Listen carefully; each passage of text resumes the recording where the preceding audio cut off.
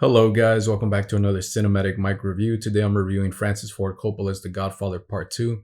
The Godfather Part 2 takes place about 7 to 8 years after the events of Godfather Part 1.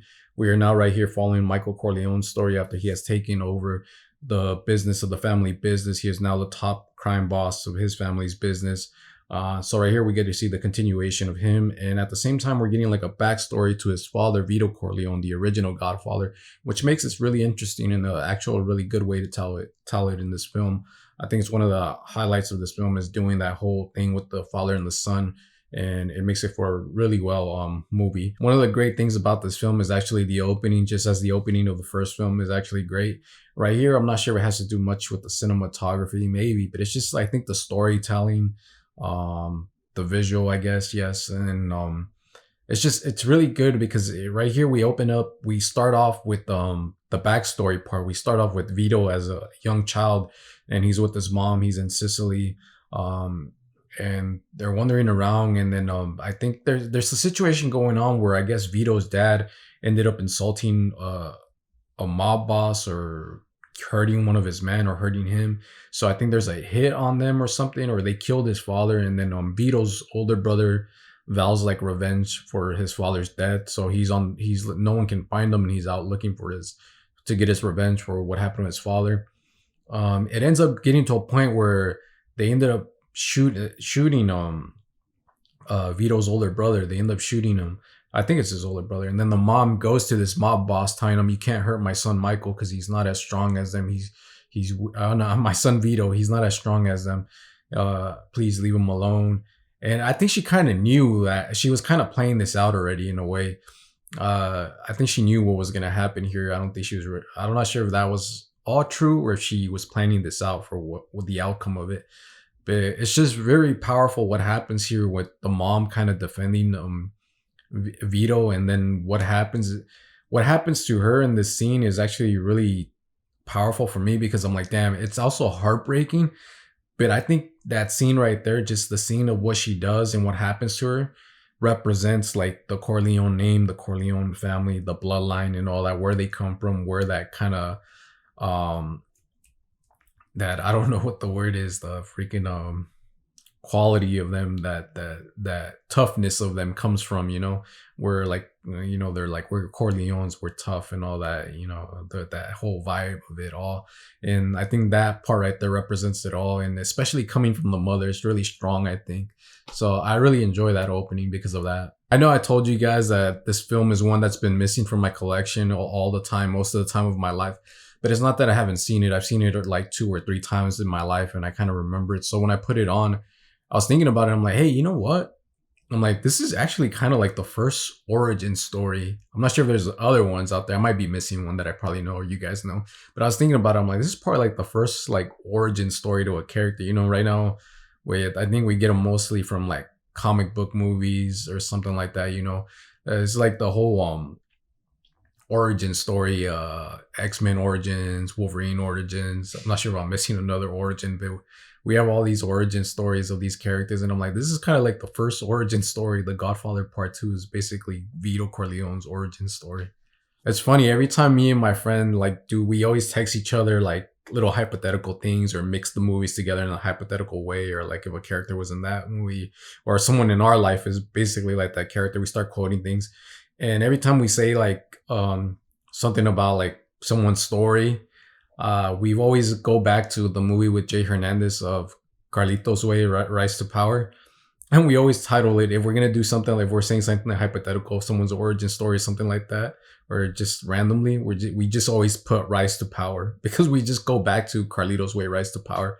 So if we're ever talking about like someone's origin story, we're always just going to title it whatever it is and then put Rise to Power. And that's all we always do. I like kind of the continuity in this story from like the very first one. In the first one, Connie, Michael Corleone's sister, was kind of heartbroken by the end of the film because of something that he did, and it really broke her heart. It was really emotional. It's like right before the film ends too. It's right in the last scene. And so right here it's cool because it continues her story in a way of like saying like what would have happened to her following those events. And I think it's something that some movies do good now in this time. They try to do that ever since I think Christopher Nolan. I don't know who else it was. It was Christopher Nolan and probably um is it Martin Campbell who did or that did 007. But ever since these films like that, I think people are doing it now, saying like, yeah, we have to continue the stories in the right way of being like realistic of what would have happened to them emotionally. The events that happened in the other one, what would happen. And right here, it's beautiful because right here you see Connie. She's not the same as the sweet like looking Connie from the first one. Right here, she's already. I mean, she's still good look. I'm just saying like she looks kind of like turned differently now. She's like totally changed and she has this kind of attitude type of vibe to her. And when she gets to the party, which is another one in the opening scene, well, not the opening scene, but like the beginning of the film, she says that she wants to see her brother. She needs to talk to him about some stuff, and I think she just needs help, like money. And she's telling her mom, like, "Can you help me get there sooner? I need to see." And then her mom just gets really serious, which I love it. The way she just straight out tells her, "Yeah, you better go see your kids first before you talk about any of that stuff." Because I don't think she's seen her kids. She's been away from her kids. Everything that happened from the last film kind of affected her, that made her turn into this other type of person, and she doesn't really care to see her kids. So I thought that was nice how they continued her story right there. One of the beautiful things about The Godfather Part 1 and Part 2, I think it's those tense moments that happen in a room, in the performances or the situation that's going on. And we have another one with the senator when they go back and have a meeting with the senator. And the senator's kind of playing at the party all nice. They always have to put like a two-faced type of thing. And then when they're in the room, the doors are closed, the serious insulting or kind of like threats start happening like behind closed doors and all that. So I think it has a great scene with a tense scene right almost at the start of the film, which makes it good for us to just stay hooked onto the story. Right here at the party too, there's another guy who comes in that's friends with the Corleone family. I think he's a relative of them. And he comes and he's trying to get the musicians to actually play an Italian song, and the rhythm starts going and he's almost getting it because he doesn't want to hear this music, and it happens a lot like in families or races and all that. They always want to like when they hear something that they don't like, they want to play something that's from their culture or something that they like. I've seen it before. My family, they're from their backgrounds of Peru, South America, Peru. And then last time when we went to a restaurant, they were playing banda, which is more like I think Mexican type of music, and they didn't like it at all. So they were trying to tell them, "No, play something else. We don't want to hear this." Everyone has their own thing. I'm pretty sure someone else, the other one, would not like our music either. And so right here, it kind of brought back that memory. And it's kind of funny because then when he starts telling them, like it seems like it's going, and then they end up playing "Pop Goes the Weasel." That's the thing that I remembered is like the "Pop Goes the Weasel" song. So I thought that's a funny scene. As I said, the tense moments right here with the senator and all that. But then something big happens here at the end of this night of this beginning of the film where there's this party, this event going on, and an attack is made. And this reminds me of the whole screenwriting type of thing of the point of no return, where Michael's trying to go get to a certain point and achieve something. But this thing kind of got personal, where he was kind of attacked, and especially at his home. And so it gets personal, and he's a Corleone, so obviously he's gonna have to figure out who did it and why, and there's gonna have to be some kind of justice to all this stuff. So that's the tension, and it continues on. And so I think that's a great scene too when this whole thing happens to him. With all these things already happening from the beginning, all these like kind of threats, not knowing what's going on, being attacked and all that, he starts to get like his mind's getting all like confused and, worried. And, he has to be like more defensive, more like secured, think about his surroundings and all that, think about the way he's thinking. And there's a moment that I do like and I don't like. There's a scene where he sits down and he gets Robert Duvall's character, Tom Hagen, which from the first film we know it's like he's like his brother. He doesn't have the Corleone name because he's not blood, but they did pick him up and he became a brother to them. So he pulls him aside and he tells him something like, "You're my brother and I love you and I trust you with this, And I think he says something about Fredo, which is his real brother with blood, But Fredo has this way of being that we all know from the first film. And here it kind of breaks my heart because I'm like, oh man, that's Fredo. I mean, It sucks because you can kind of take offense to it, being like, why would you go to him if I'm your brother by blood? You know. But obviously, he has his reasons why he doesn't trust Fredo. But then again, it's also sweet because I love that he tells Tom that this nice thing about you're my brother, and I love you and I can trust you with all this.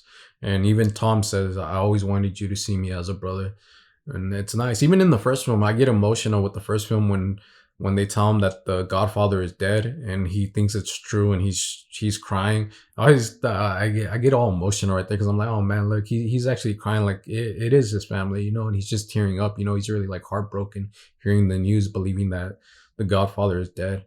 So there's that part that I do like because I like that he signed Tom that because I love Tom. But then there's a part that I don't like because I feel bad because I'm like, Fredo's your brother. I'm like, but yeah, we all know why. But it's just still heartbreaking that Fredo, and if Fredo would see that, and I think Fredo does feel that type of thing anyways in this film. I was reading an article. I don't know what you guys think, but a lot of, even the director talked about how it's his take on like capitalism in America, and I read that some people don't actually believe that, or they think it's dumb for thinking that, but that's the way I always thought about it. And even I got confused when I started thinking about like, oh, is it not based off of that then, or are we seeing it wrong? Because people are kind of like saying, no, you guys are wrong. And so I asked a friend, but my friend's like, no, I think it is. And so I don't know, but the scene right here, I don't know if it has to do with that, but the scene I don't know why I wasn't shocked in the scene when they go to like Havana and there's a meeting, and then the camera starts panning from like right to left, and they're introducing everybody, and they start introducing like the sugar company, the mining company, the Pan Am airport company, the telephone company, I think. And I'm not sure if Michael was actually here in a legitimate place or right here this was a corrupted meeting. But just when I was seeing all that, the camera panning, and then when they're introduced, the names that are coming out, the corporations and all that, I was like, the first words that came out of my mouth seeing it, I was like, Jesus.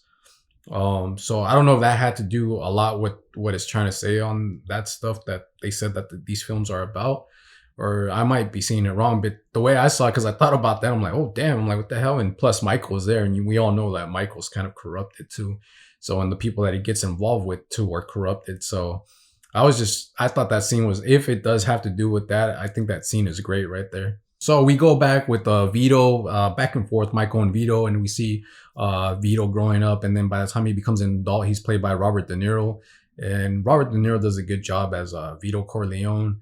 And he's not rich. He doesn't have all the money, but he lives in the neighborhood of New York.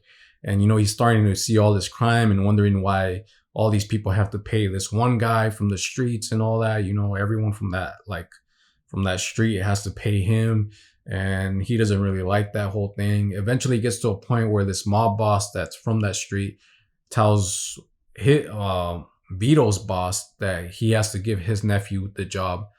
So the boss tells Vito, I have to let you go. I'm sorry. Yeah, and it's not because he wants to. It's because it's out of fear that of this mob boss. He told him, you got to give my nephew a job. So, and he only has a position for one. So he has to let Vito go. And Vito already knows. He's like, I know. He's like, don't worry about it. And this guy, he really cares about Vito because Vito's probably good to him and all that. And he eventually, it's so heartbreaking because he comes out of the store and gives him like a basket for his family.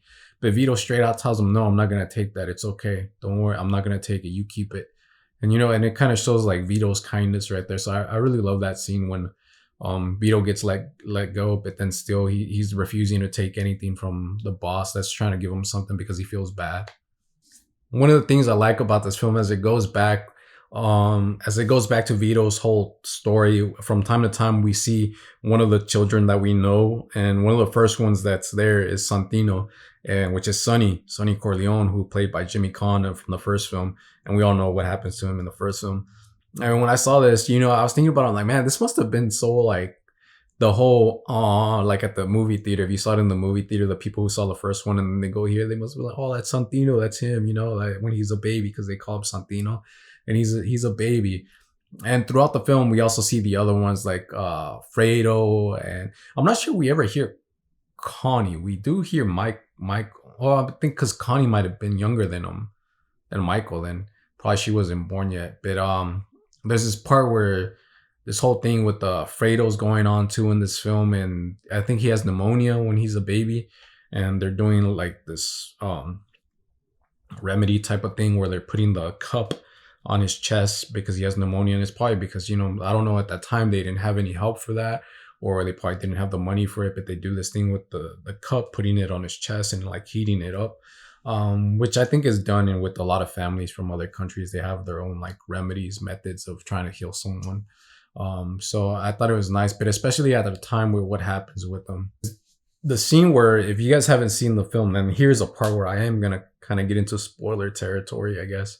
Um, there's a scene where he says, "I wish I knew who was the traitor in my family," or something like that, and it cuts straight to freaking Fredo. So it's basically telling us there's the traitor. It doesn't do it like really kind of suspense for like making us think too much. Who is it? Who is it? Cuts to, so we can kind of tell right away. Like it just straight out tells us this is it. The camera, I think, pushes in on Fredo, and Fredo's telling someone like, "Yeah, you guys got me into trouble. Don't talk to me anymore," and this and that. And it sucks because you find out that it was Fredo who got them into kind of a pickle, you know, and it was his fault. And it doesn't seem like he really wanted to hurt Michael. It just seems like he did it out of like accidental. Eventually Michael finds out, which is in Havana, I think. He gets Fredo to bring him some money, and he's already having like some issues, some doubts, I think. And he's even asking Fredo, "Do you know these people?" And Fredo's like, "No, I don't know him," but Fredo's kind of acting funny.